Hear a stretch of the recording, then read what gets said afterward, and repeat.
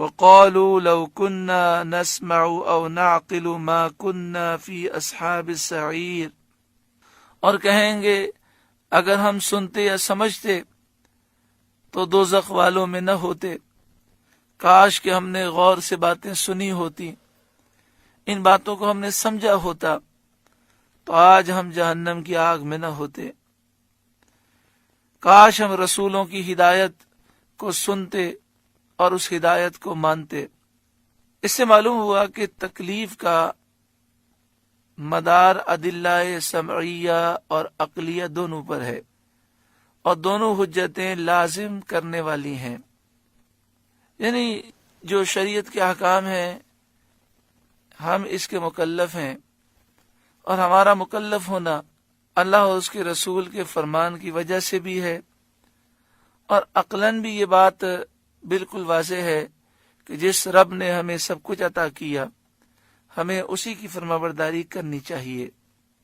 فاعترفوا بذنبہم، اب اپنے گناہ کا اقرار کیا، یعنی جہنم میں کافروں نے گناہ کا اقرار کیا کہ ہم رسولوں کی تکذیب کرتے تھے، ان کا مذاق اڑاتے تھے، لیکن اس وقت کا اقرار اور اس وقت کی ندامت انہیں کچھ فائدہ نہ دے گی، تو ان سے کہا جائے گا اب تم نے اقرار کیا، فَسُحْقًا لِأَصْحَابِ السَّعِيرِ، تو پھٹکار ہو دوزخیوں کو۔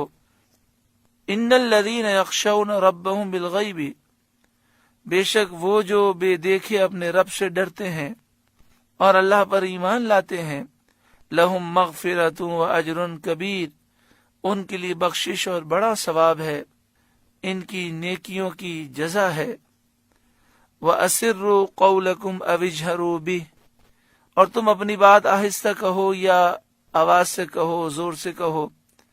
إِنَّهُ عَلِيمٌ بِذَاتِ الصُّدُورِ، وہ تو دلوں کی بات جانتا ہے، اللہ پر کوئی چیز پوشیدہ نہیں۔ مشرکین آپس میں کہتے تھے چپ کے بات کرو، محمد کا خدا سن نہ پائے صلی اللہ علیہ وآلہ وسلم۔ اس پر یہ آیت نازل ہوئی اور انہیں بتایا گیا کہ اس سے کوئی چیز چھپ نہیں سکتی، یہ کوشش تمہاری فضول ہے۔